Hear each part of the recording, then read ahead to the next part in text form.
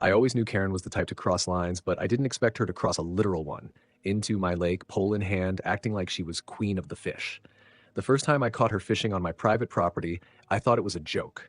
There she was, standing in her sun hat like she was in a Bass Pro commercial, humming some country song while yanking perch out of water I personally stocked.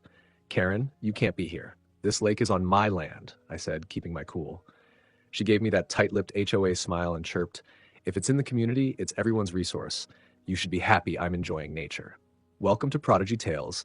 Make sure you like and subscribe for your top-notch HOA drama. I installed signs. Big, bold, trespassers will be prosecuted signs. I even added a wildlife notice. Because yes, the lake has gators. Harmless if left alone, but they live there. Like me. I also sent a written notice to the HOA and reminded Karen personally twice. Her response, you're just mad I can fish better than you. By the third visit, she was bold enough to bring a camping chair and a cooler. She waved from across the lake like we were pals. Don't worry, I'm catching the small ones. I reviewed the footage that night. 5 separate days of Karen violating posted warnings and waltzing in like she owned the place. One video had her dancing on the bank with a bottle of Chardonnay in hand. That was it. The next evening, I saw her again. Alone this time, sneaking in just before sunset. I didn't stop her. I figured she'd get bored after catching nothing. But then I heard the scream. A real scream. One that cut through the trees like a bone saw. I bolted out with my flashlight and saw her thrashing knee-deep in water, a gator latched onto her leg. She was kicking, screaming, and sobbing all at once. I didn't think, I just grabbed the rake by the boathouse and swung it like a madman. After 3 hits, the gator let go and slinked back into the water. Karen collapsed in my arms, shaking, bleeding, mascara running like a river. I saved you, I muttered, breathless. She looked up, pale as a ghost, and said, you'll hear from my lawyer. 2 days after I saved Karen's leg, and probably her life, a letter arrived from a law firm with a name so pretentious it had a comma in it. Peterson, Dale, and MacArthur. Sounded like a law firm that sues people for existing. Inside, Karen was suing me for reckless endangerment, emotional trauma, and, wait for it, failing to adequately warn her about the presence of dangerous wildlife. I laughed so hard I had to sit down. I pulled up the footage from my trail cam, literally ripping down the no trespassing Gators Pren sign and tossing it in the bushes like she was doing some kind of nature cleanse. The woman sabotaged her own warning label. My lawyer, a former game warden turned legal bulldog, nearly kissed me when he saw the footage. Oh, we're gonna fry her, he said with a grin. Metaphorically, of course. The HOA, naturally, pretended like it had no part in this.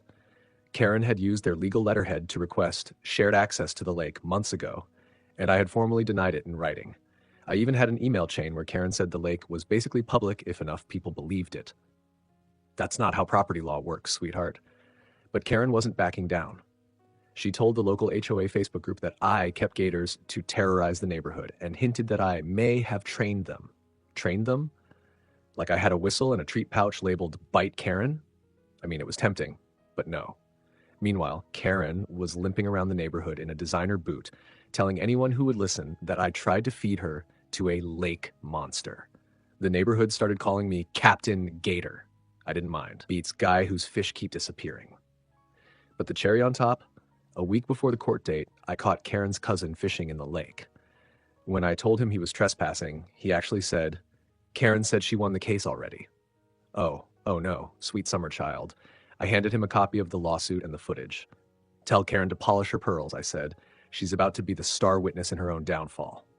Court day felt less like a legal proceeding and more like the season finale of HOA, Suburban Smackdown. Karen arrived in full drama queen regalia, neck brace, ankle boot, and a walking cane that matched her purse. She looked like someone who got sideswiped by a parade float, not someone who trespassed into a gator habitat wearing flip-flops and entitlement.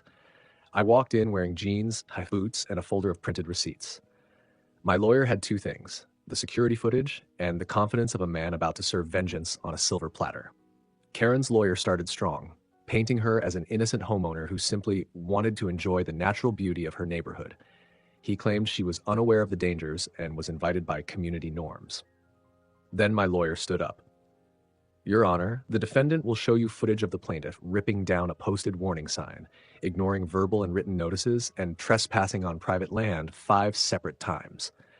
And then claiming surprise when nature acted like, well, nature. We hit play. There it was. Karen strolling in, dancing, fishing, and tossing the warning sign like it offended her chai. The courtroom gasped when they saw her sipping wine while casually dragging trout into her cooler. Then came the kicker, the gator incident.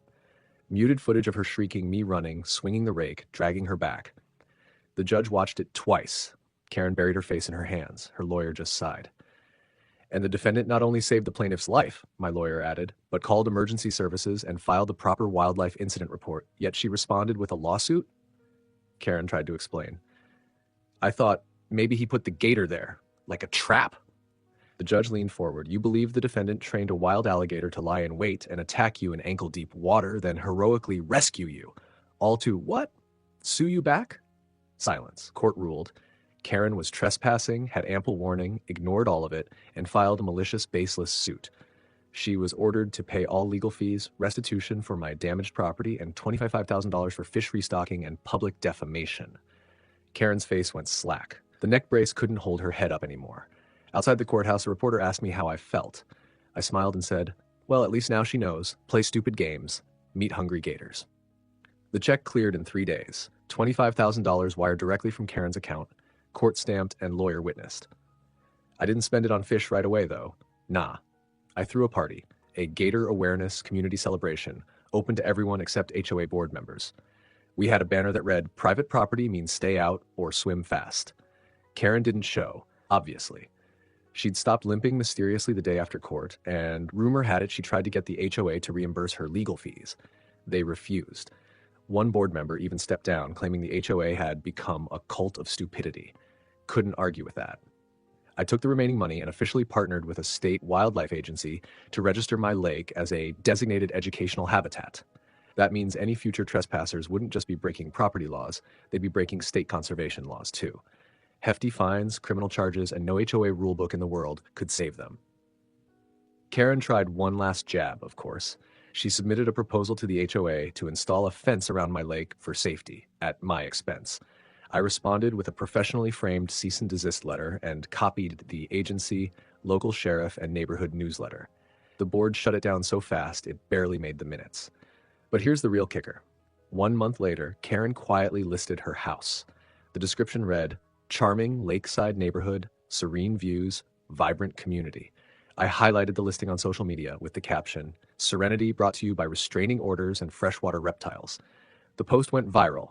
When Karen finally moved out, no one helped her pack. I stood across the street with a lawn chair, sipping lemonade, wearing a shirt that read, Captain Gator, HOA approved since 2025. She glanced at me once before slamming the car door. I waved politely. I never wanted trouble. I never wanted court, gator rescues, or HOA gossip wars. I just wanted peace, fish, and a lake free of nonsense. But when nonsense wades into your water with a wine glass and a fishing rod, sometimes you gotta let the gator do the talking. The end. Please like and subscribe for more HOA showdowns like this. Do you think Karen got what she deserved? Comment below.